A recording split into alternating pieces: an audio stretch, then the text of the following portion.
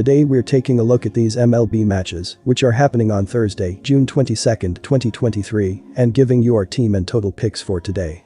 Welcome back to High Stakes. Before we dive into our video, don't forget to subscribe and to push the notification bell so you don't miss any of our videos. Also check out our Patreon if you want access to our premium picks. Our Patreon is a way for us to help you improve your chances of making more money. You will find the link to our Patreon in the description and comment section below. No pitcher has been confirmed for the Red Sox for this matchup. This may indicate the Red Sox may use a bullpen game, or whichever pitcher starts will go 3 to 4 innings. The most logical pitcher that could start the game could be Nick Pivetta. Pivetta could go 3 to 4 innings or, if he is pitching well, can go further as they have been starters for most of their career. Joe Ryan is expected to take the mound for the Twins. He went 7 innings, gave up 7 hits, 0 walks, 6 earned runs, and struck out 7 in a loss in his last start against the Detroit Tigers. Ryan has a record of 7-4 with a 3.30 ERA, 0.97 WHIP, and a 91/15 KBB ratio in 14 starts this season. Opposing batters are hitting .213 against Ryan. Minnesota has been average on offense this season. They are around the middle of the league in runs, RBIs, walks, and SLG. Joe Ryan has a good track record against the Boston Red Sox. In his previous start against them, he went 6 innings and allowed 3 earned runs. He has been very effective this season, with a record of 7-4, a 3.30 ERA, and a 0.97 WHIP. Opposing batters are hitting just .213 against him. Ryan has also been limiting home runs lately, allowing only 2 in his last 10 starts. He has also been limiting walks, allowing 1 or fewer walks in 10 of his 14 starts. The Minnesota Twins bullpen has also been very good this season. They rank top 10 in the league in ERA, hits allowed, runs allowed, home runs allowed, WHIP, and batting average against. With Ryan on the mound and the Twins bullpen behind him, I believe that the Twins will win this game by 2 or more runs. I would recommend betting on the Twins to win by at least 2 runs, -1.5. The Boston Red Sox and Minnesota Twins are both offensive-minded teams, and this game could be a high-scoring affair. The Twins are top 10 in the MLB in home runs, and the Red Sox are top 10 in the league in runs, hits, RBIs, strikeouts, batting average, OBP, SLG, and OPS.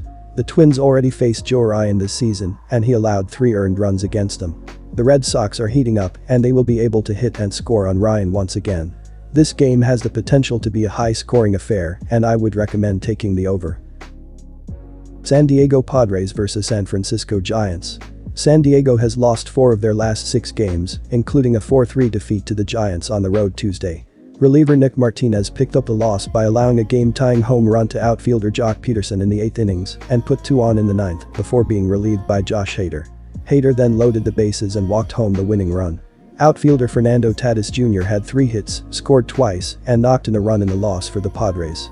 Starter Seth Lugo pitched well for the Padres, going 5 innings and allowing 1 earned run on 3 hits while striking out 5 batters.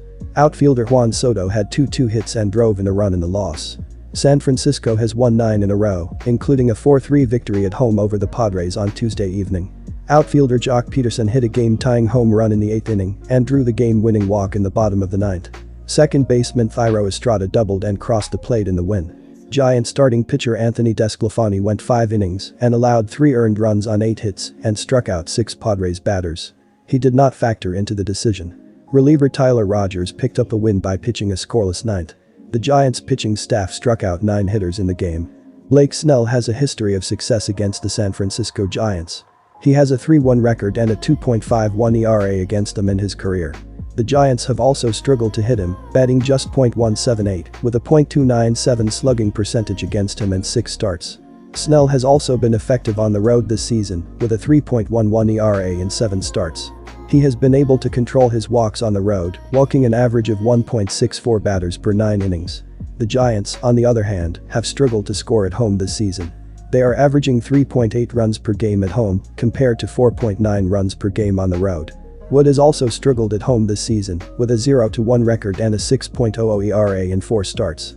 He also had a losing record at Petco Park last season, with a 4.66 ERA in 12 games. The Padres have also been the better team on the road this season, winning their last 2 series away from home. They have a chance to continue their success on the road on Thursday. Based on these factors, I believe that the Padres are the clear favorites to win this game. I would recommend taking the Padres on the road. Blake Snell has had success against the Giants in his career, especially on the road. In his last start at Petco Park, he pitched 6 scoreless innings and allowed only 5 hits. He has a 3.38 ERA and 13 strikeouts in 10.2 innings against the Giants on the road. The Giants have also struggled to score at home this season. They average 4.20 runs per game at home, which is lower than their average away from home. The Padres are not a high-scoring team either, ranking 22nd in the league in runs scored per game. Both teams have gone under the run total in recent games. The Padres have gone under in 3 of their last 4 games on the road, and the Giants have gone under in 5 of their last 7 games at Petco Park. Based on these factors, I believe that the under is the best bet for this game. I would recommend taking the under. Pittsburgh Pirates vs Miami Marlins. The Pittsburgh Pirates fell to 34-39 on the season following Wednesday's loss to the Chicago Cubs. It was the Bucs' 9th defeat in a row, as they've got swept in 3 straight 3-game series, losing 6 contests against the Cubs and 3 against the Milwaukee Brewers. Mitch Keller will be on the bump Thursday. The 27-year-old right-hander is 8-3 with a 3.62 ERA, 1.14 WHIP, and 108.26 KBB ratio in 15 starts, 92 innings pitched this season. Over his last 5 starts, Keller has gone 3-2 while posting a pedestrian 6.14 ERA and .837 opposing ops. Last Saturday, Keller was charged with a loss in a 5-0 defeat at the Milwaukee Brewers, surrendering 4 earned runs on 5 hits and 3 walks across 5 innings of work. The 42-33 Miami Marlins are coming off Wednesday's 6-3 defeat to the Toronto Blue Jays. The Marlins dismantled the Jays 11-0 in Monday's opener of a 3-game set in Miami to extend their winning streak to 5 games. They suffered a 2-0 defeat last Tuesday and failed to bounce back in a tough matchup against Kevin Gausman on Thursday. Miami is 13-6 in June, hitting .263, .328, .396 with 15 home runs and 601 at-bats. The Marlins pitching staff has done a good job so far this month, recording a 3.33 ERA, 1.07 WHIP, and .226 batting average against. Braxton Garrett will take the mound Thursday, and the 25-year-old left-hander is 3-2 with a 3.88 ERA, 1.22 WHIP, and 77.14 KBB ratio in 13 starts and 1 relief appearance, 69.2 IP, in 2023.